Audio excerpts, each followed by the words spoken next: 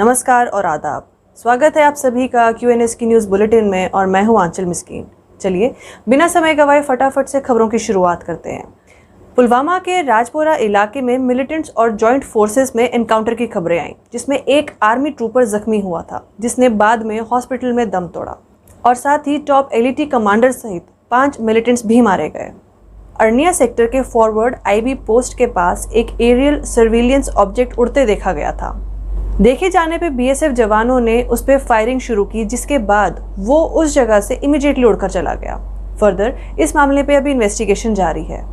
काले भालू के हमले से कुपवाड़ा में एक 80 साल के बुजुर्ग जख्मी हुए और साथ ही उनकी गाय इस हमले के कारण मरी हुई पाई गई। वहीं 6 जुलाई को आ रही डिलिमिटेशन कमीशन से जुड़ी एक खबर आई कि इस कमीशन के पैनल मेंबर्स जम्मू, किश्तवाड़, श्रीनगर और पहलगाम का करेंगे दौरा और साथ ही इन्हीं जगहों पे डिस्ट्रिक्ट इलेक्शन ऑफिसर्स से सारे डेटा, पावरपॉइंट प्रेजेंटेशंस और रेफरेंस मटेरियल के साथ करेंगे मुलाकात। दोस्तों, वहीं एक और खबर आई कि लोकल्स और फोर्सेस के बीच की दूरियों को कम करने के लिए गांधरबल डिस्ट्रिक्ट के कई चेक पॉइंट्स पे वुमेन सोल्जर्स को डिप्लॉय किया गया। इन वुमेन सोल्जर्स को राइफल वुमेन के नाम से भी जाना जाता है। ऐसा देखा गया है कि राइफल वुमेन की डिप्लॉयमेंट से आर्मी की लोकल्स के साथ बेहतर अंडरस्टैंडिंग डेवलप करने में आसानी रहती है। किश्तवाड़ में रोड एक्सीडेंट के कारण व्हीकल ड्राइवर की हुई मौत। बड़गाम में बाइक एक्सीडेंट में एक 16 साल के लड़के की हुई मौत और दूसरा जख्मी हुआ। रामबन में टैक्सी के 1000 फीट गहरे खाई में जाने के कारण 5 लोगों की हुई मौत और 3 हुए जख्मी।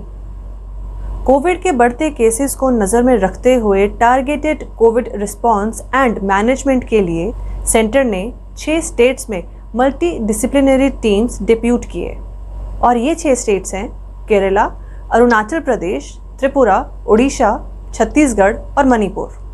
वहीं एक और खबर खेल जगत से भी आई। मना पटेल पहली इंडियन फीमेल स्विमर बनी जिसने ओलंपिक्स के लिए क्वालिफाई किया। दोस्तों, साथ ही एक पीस ऑफ इंफॉर्मेशन भी दे दूं कि इस बार ओलंपिक्स टोक्यो में होने जा रहा है। दोस्तों, ये थी आज की खबरें। चलिए अब फटाफट से आज दिन के कोविड के आंकड़ों पर भी नजर घुमा लेते हैं। आज जम्मू कश्मीर से कुल 331 नए पॉजिटिव केसेस दर्ज हुए, जिसमें जम्मू डिवीजन से 77 और कश्मीर डिवीजन से 254 केसेस दर्ज हुए। वहीं आज 6 डेथ्स रिपोर्ट हुई, जिसमें 5 जम्मू डिवीजन से और 1 कश्मीर डिवीजन से दर्ज हुई। दोस्तों, आजकल हम सभी पेट्रोल के बढ़ते दामों से जुड़ी खबरें सुन रहे हैं। आज जम्मू कश्मीर पीपल मूवमेंट के senior leader advocate Saeed Iqbal Tahir का इसी से जुड़ा एक बयान आया कि पेट्रोल प्राइस में बढ़ोतरी से बाकी चीज़ों के भी दाम बढ़ जाएंगे, जिसका प्रेशर एक आम आदमी पे पड़ेगा।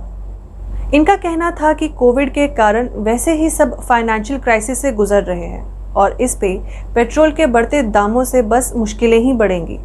उनका कहना था कि सेंटर का कांस्टेंट स्लोगन रहा है अच्छे दिन, तो अब सवाल ये है कि इससे अच्छे दिन कैसे आएंगे। और साथ में उनका ये भी कहना था कि गवर्नमेंट का मेन कंसर्न रेवेन्यू कलेक्शन है। वो ये नहीं देख रहे कि इससे आम लोगों पे क्या इम्पैक्ट पड़ेगा और इसी हालत को नज़र में रखते हुए उन्होंने सरकार से प्राइस कंट्रोल की ओर गौर करने की गुजारिश की। दोस्तों, उनका कंसर्न बिल्कुल सही है कि इसका इम्पैक्ट आम आदमी पे ज़रूर पड़ेगा और सरकार ये बात समझती भी होगी।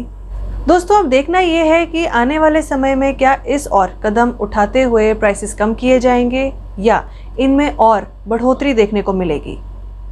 इसी के साथ दोस्तों, आज की न्यूज़ बुलेटिन में सिर्फ इतना ही। मैं कल फिर हाजिर होंगी ऐसे ही खबरें और आंकड़े लेकर। तब तक के लिए आप बने रहिए QNS न्यूज़ के साथ और मुझे दीजिए इजाज़त। नमस्कार।